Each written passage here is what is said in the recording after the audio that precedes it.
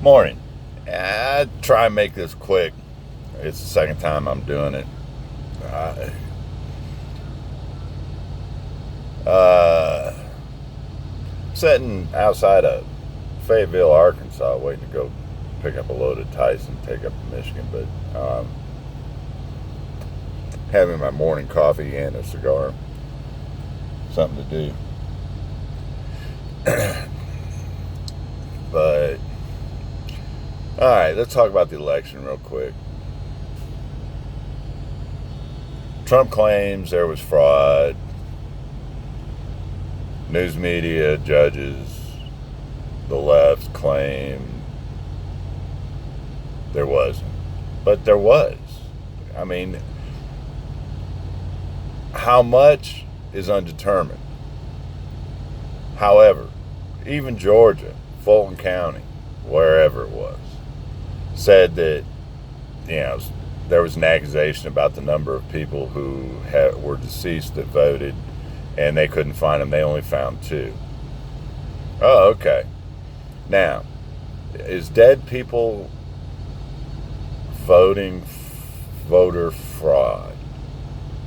I'd say so. Just an opinion. I know they're not. If you're dead, you're not capable of filling out the ballot. If you're dead, you're not capable of sending it in.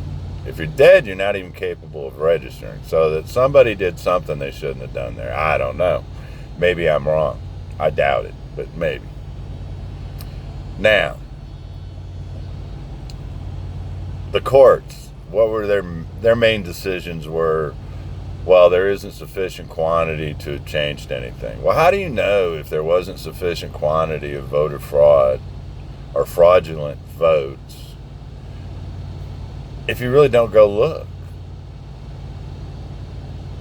I mean, you got to look. I'm thinking as a retired investigator from the Air Force that if I go in to do an investigation on something, I go, well, I found two problems, but it's not enough. Well, wait a minute.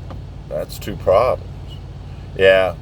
Why? There wasn't any, that's all there was? Well, I really don't know because I really didn't look. And at that point, somebody would be on my ass in a negative way, and I probably wouldn't be real happy. So, if you don't look for the problem, you won't find the problem. And while we're on that, let's talk about voter ID. The suppression of the black vote. Why is the suppression of the black vote if you require everybody to have an ID? Are black people the only people out there that don't have IDs because they can't afford it? Maybe. That's the only way it would work, is that if it would only suppress the black vote if only black people couldn't get an ID. And I don't know, I live in Tennessee and they can get IDs. Even in the poorest neighborhoods, in the black neighborhoods, there are black people that not only have driver's licenses, but they also have state IDs. They also have concealed carry permits, and all of them you have to pay for. So if they have them and somebody just says, fuck it, I'm not paying $10 for an ID card, then okay, well then don't buy it. Don't get one, and then don't worry about voting. I mean, it's pretty simple. And I, being the Polish Yankee I am, living in the South, I'd really try to keep things pretty simple. Tennessee, you've got to have an ID that says you're 18 in order to buy a goddamn razor blade to put into, a little carpenter's knife. You can't buy a pocket knife without an ID that says you're 18. You can't buy cigarettes unless you have an ID. You can't buy alcohol unless you have an ID.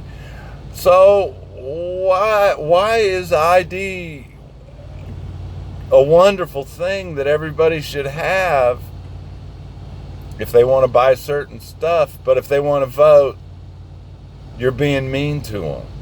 Fuck that. That is the problem. Everybody thinks that if you make them do something that they just don't want to do, that you're being mean to them. Nobody's fucking being mean to anybody.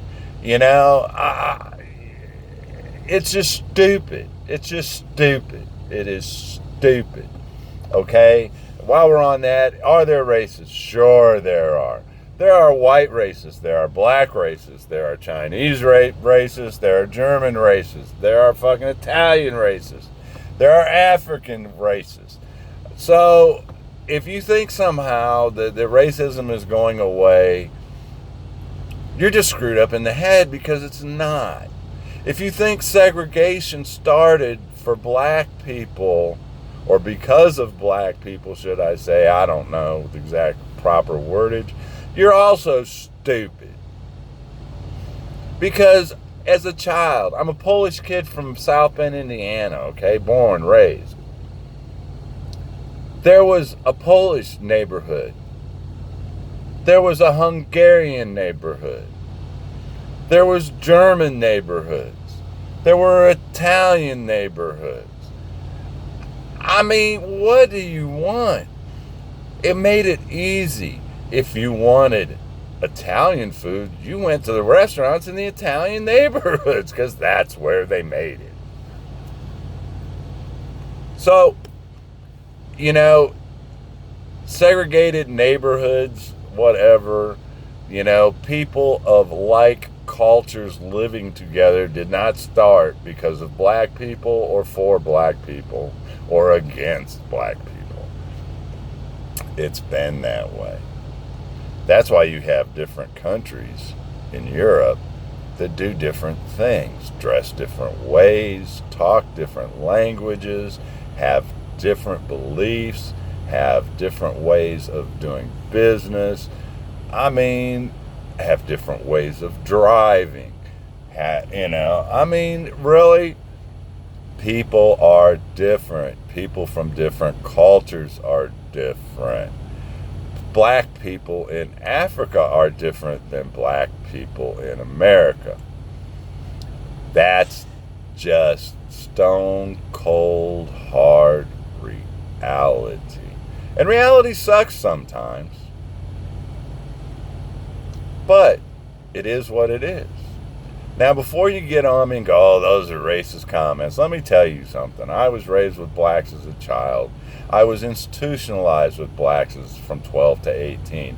I served in the military with blacks from 18 to 40. I talked to black people every day. I mean, I've dated black women since I was like 22.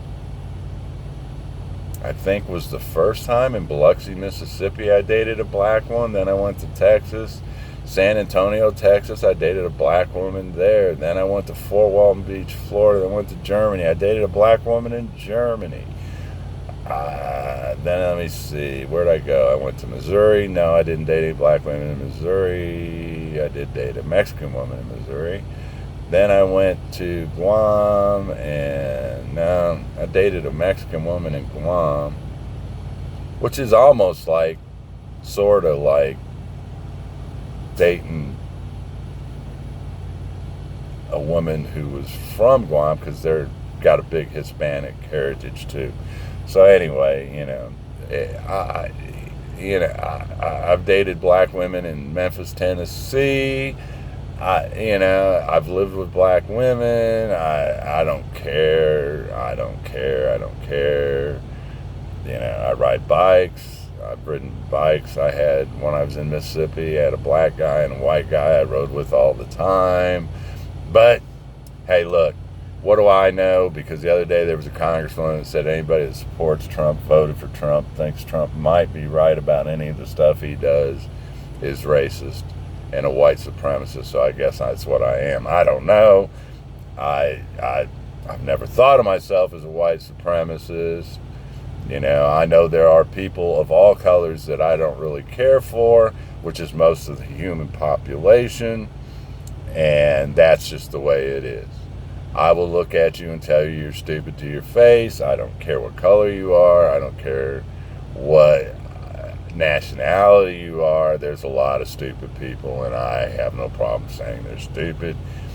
If you ever run into anybody that knows me, you will find that out. I will stand there and let you make a comment and laugh at you right after you do it because it's so stupid and funny to me. So I hate everybody equally, but I will say hi, morning to people, and for those who don't want to say hi or morning back, I go, hey, that's cool, no problem, man, have a good day. I mean, and literally, I verbally do that. I say it. If I say morning and you don't want to say morning back and you just want to look at me, then that's on you. But if I say something rude or humorous to you in response to your lack of response, then oh well, so be it. Press on. You didn't want to say good morning, so don't say nothing now, motherfucker, because I really don't care. Anyway, moving right along.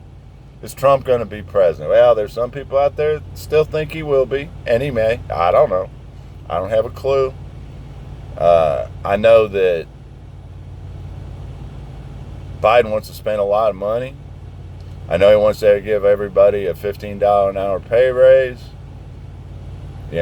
because a lot of jobs don't pay that good, and, that's just life. But when I was growing up, I was a janitor in the schools part-time, and it paid like $4 an hour, $3.50 an hour. I don't know. I was like 14 years old, and I'm 65 now, so it was a long time ago. And here's the deal: could I have supported a family on that? No, I couldn't have. But fortunately, my breeding habits never caught up with me, so I never had to worry about it when I was making $4.50 an hour. And those jobs, that people are saying, well, it's a minimum wage job, and you got people with kids working. Well, that's on them. If you have kids or a wife, or you're just an adult, and you can't get a job that pays enough for you to pay your own rent and utilities and shit, then you probably ought to figure out why. And you probably ought to do something to change that circumstance so that you can afford to pay your own fucking rent and your own utilities and buy your own groceries and not live on the couch in mom and dad's basement until you're 50. But that's on you. All right? That's not society's fault. That's on you for not wanting to do something to better your situation. I was raised on welfare from 12. Well, really, I was in the system. I was in foster homes at 3 after my mom died, and then I was institutionalized from 12 to 18. Then I joined the military. I served 4 years in the Air Force, got out, worked for 2 years as a carpenter. The economy turned to shit. I went back in, stayed retired, and I get a check every month. I've gotten a check for more years from serving in the military and retiring than I got on active duty in the military, okay? I've been retired longer than I was on active duty, which really pisses them off because I think when I retired, the life expectancy of a retiree was 5 years, and that was at age 40, and I'm 65 now, so you tell me how they worked out for them. It didn't. But here or there, I made a decision not to be on welfare again in my life, and you know what? I haven't. And you can talk about white privilege, and you can talk about this, and you can talk about that, and you know what? Those are fucking excuses. If you don't overcome the excuses and the reasons that you're in your situation, you'll stay in your situation. That's on you. Now, do I think Biden is good for the American people? Probably not. Probably not. He wants to spend too much fucking money. He wants to up the 1%. The 1%ers need to pay more taxes. Okay, well, let me explain something. The more taxes the 1%ers pay, the more money you pay for what the businesses they run and make their money out of cost you. So Joe may not tax you if you make less than $400,000, but you're going to pay for those taxes those that are paying more taxes. Okay? Because they're going to pass those costs on to you because they can and they will. Now, is there going to be a big revolution, civil war, whatever you want to call it here in the next couple of days? I don't know. I had a buddy of mine tell me yesterday that the lights are all supposed to go out coast to coast on Monday. I guess we'll find out Monday. I guess. I don't know. Let's talk about the impeachment real quick. Impeachment, that was a joke.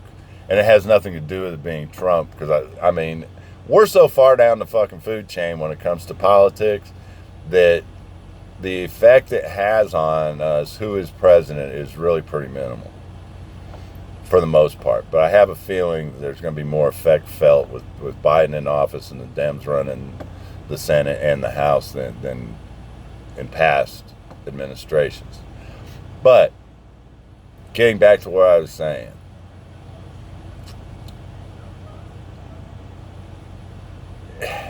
is there going to be a civil war? I don't know, man. I don't know. Impeachment. That was a joke. Okay, that was a joke. The first one was a joke, but it wasn't as big of a joke because they actually had people come in and testify and shit. These people didn't even have anybody testify. There was nobody there, you know, that said, yes, I went and rioted because of Trump's rally and what he said. Nobody came and said that, which is their main deal, is that Trump incited the riot. But there's nobody saying, because of Trump, we rioted. Because of what Trump said, we went and rioted. You know? Now there's reports that people showed up to riot at the Capitol, well, protest that turned into a riot at the Capitol 2 hours before Trump even fucking finished his speech. You know, who knows? Did people go there with the intent to riot initially? Yes. And where were they from? Well, most of them weren't from Washington, D.C., which means they came from out of state, which means they were intent on rioting before Trump ever got out of bed and got ready to go give his speech that day at the rally. So the rioters were already intending the riot. His speech did not incite them to riot. And his words were, go peaceably to the Capitol. Let them know you don't like what they're doing. Let them hear your voices. He didn't say go break into the Capitol. He didn't say go steal shit from the Capitol. He didn't say go and put your feet on fucking Pelosi's desk. Yeah, none of that. He didn't say go attack the Capitol Police. None of that. He didn't do it. So, and nobody testified that he did. That he told them to go riot. You know, or go invade the building or break down the barriers that were there to stop them from getting into the Capitol. Nobody said that he said anything about doing any of that or told them to go do that. So inciting them to riot is bullshit because he didn't incite anybody to riot. He said go peacefully. Protest. All right? Now, did he get impeached? Sure he did. But once again, the first fucking thing I would do as a senator when it came before is I would say, okay, call your witnesses. But there were no witnesses. If there weren't any witnesses in the grand jury, quote unquote, which is kind of like what the House proceeding is, then who's going to test? If nobody testified there, who's going to testify in the trial, which is what the Senate hearings are, in essence? Nobody. Nobody. There's nobody to say, he told me to come do this. There's nobody that can say, he said, I hope you go and just rip them a new asshole. None of that. Okay. So, it's a joke. It's a big fucking joke. It's all a joke at this point. A sad joke, but a joke. It's ridiculous. Pelosi, she's 80 years old. She can't even keep her teeth in her mouth right or get them fitted right. And with her money, you think she could. So, but she needs to go. Fucking Chuck Schumer needs to go. AOC. I was talking to a buddy of mine the other day. He's the one who told me about the power outage coast to coast from Monday deal. And we were talking about a guy that used to be on KZAP radio in Sacramento, California back in the mid-70s. He used to say that if you want to put somebody in office that knows what the people want, you need to elect a bartender. Well, it's been, 30, 40 years since then? 50 years since then? I think I was 18. Now I'm 65, so you figure it out. I got bad news for him. He was wrong. AOC has proven that you don't elect a bartender to be a representative to a political office, because apparently they really don't know what the American people as a whole want. They may know what a few of their cronies want that they sleep with or whatever, hang out with after work, but they don't know what the American people on the other side of that bar want. Cigars out. War fighters. Made by a veteran-owned company out of San Antonio. Make a really nice cigar, by the way. Anyway. So that's my opinion on all that shit. This is all turned into such a show and such a ridiculous situation. The reality is the Democrats don't like Trump. He fucked up their system. The Republicans probably, for the most part, don't like him either. He screwed up their system. He came from the outside, came in, got some shit done. Black unemployment. Unemployment across the board was lower for everybody and any minority group that you can think of than it's been in 20, 30, 40, 50 years in some cases, or longer. You know, the economy's booming, or was. I don't know. I've got some stocks. They're doing okay, but it's day by day right now, where when Trump was in office, it was kind of a deal where you pretty much got up in the morning knowing you were going to make money. And nowadays, you don't have to have a lot of money. I mean, you can go to the App Store and get Robinhood or get WeLib or WeLob or whatever.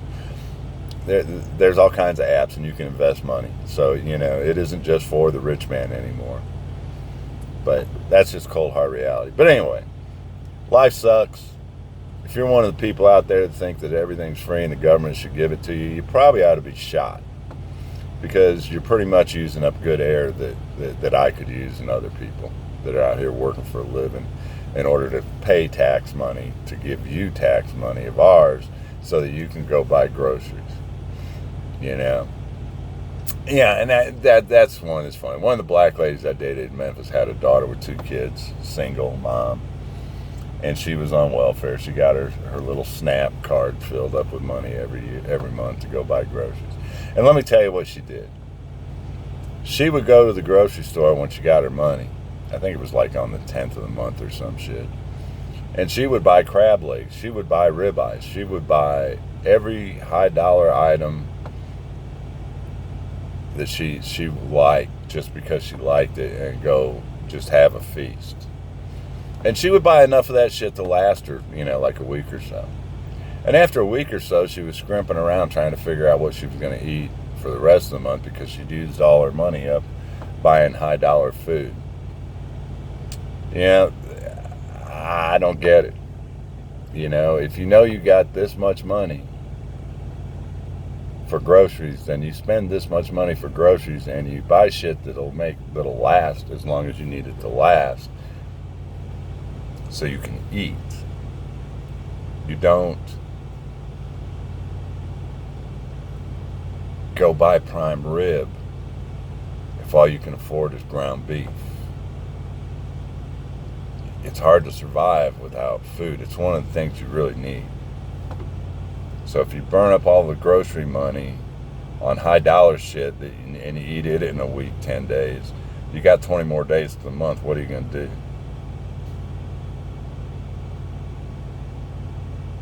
Think about it. That's enough. I've had it. I got to go get me a load of something from Tyson. Yeah, I guess here in Arkansas it's probably going to be chicken. and go to Detroit. I guess people in Detroit need to eat. But in the meantime, oh, one last thing. Floyd.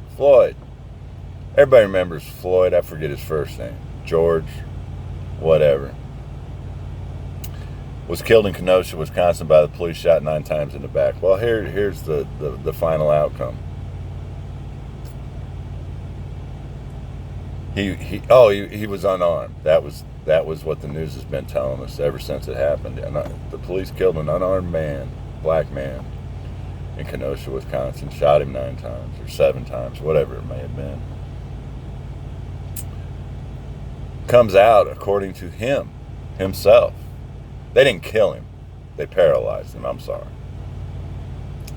But they burned down Kenosha for it. Anyway, according to him, he was armed with a knife. Right before he was shot, he was trying to get into a vehicle that wasn't his. Belonged to the lady, apparently, that had a restraining order against him, which, because he had violated it before that day, he had a felony arrest warrant out for him. But hey, that has nothing to do with it. The cops are fucking evil. But anyway, as he says himself on TV, he was trying to get into the car. The cops were trying to stop him.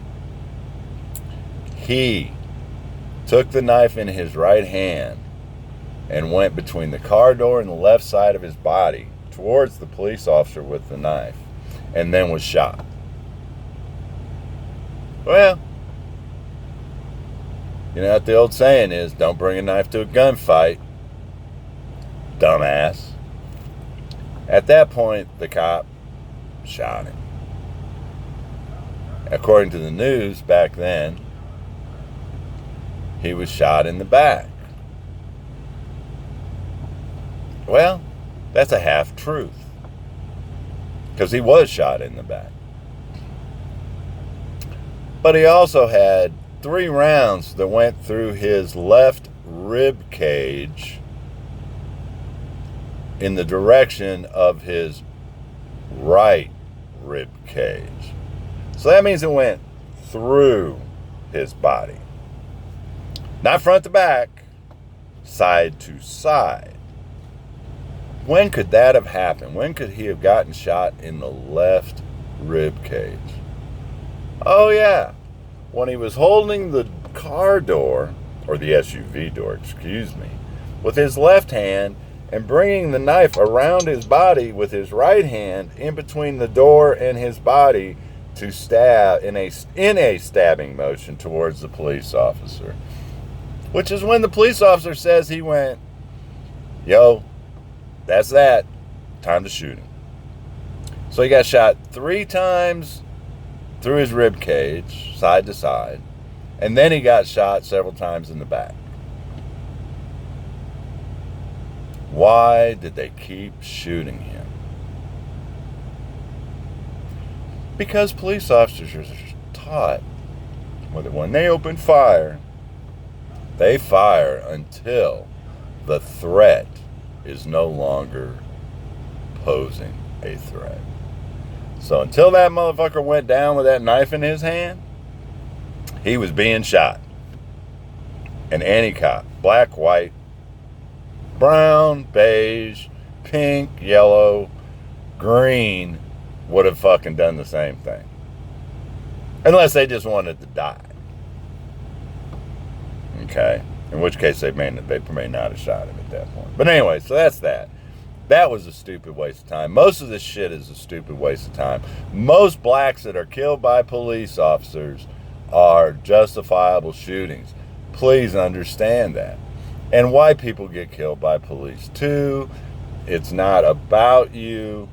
How about if you don't do shit that's illegal, if you don't threaten a cop with a knife, if you don't swing at him like you were trying to stab him with a knife in your hand, there's a good chance you won't be shot.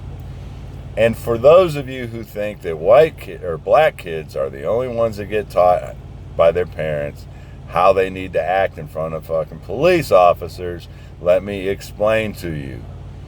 White children are taught how to respond when they are stopped by the police also. It's not a black thing.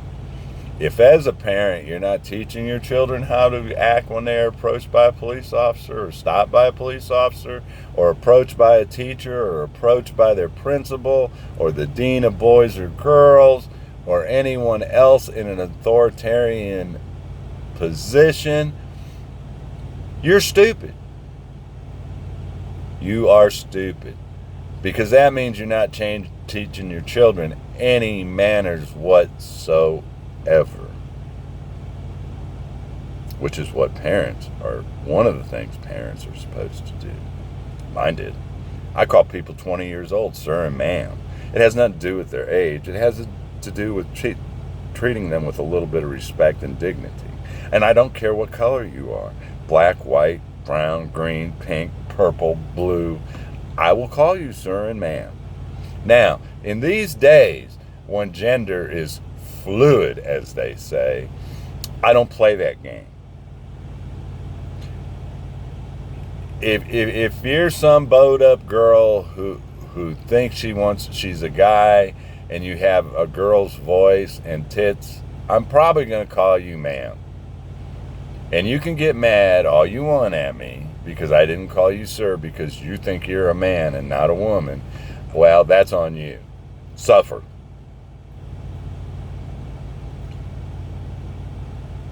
I know what it looks like you are, therefore I will call you that. Now, if I call you sir, ma'am, and you're offended by that, I have a real easy solution. Whip out your tool and show it to me. And if it looks like the one I have, I will call you sir and apologize for calling you ma'am. Until that happens, I don't really care, and I don't want to see no store-bought after plastic surgery shit, so don't even try it. Anyway, y'all try to have a good day. I'm gonna go get me a load of, I guess, chicken, I don't know, and head for Michigan where it's colder than it is here. But anyway, y'all try to have fun. I'm sure I will. Bye-bye now.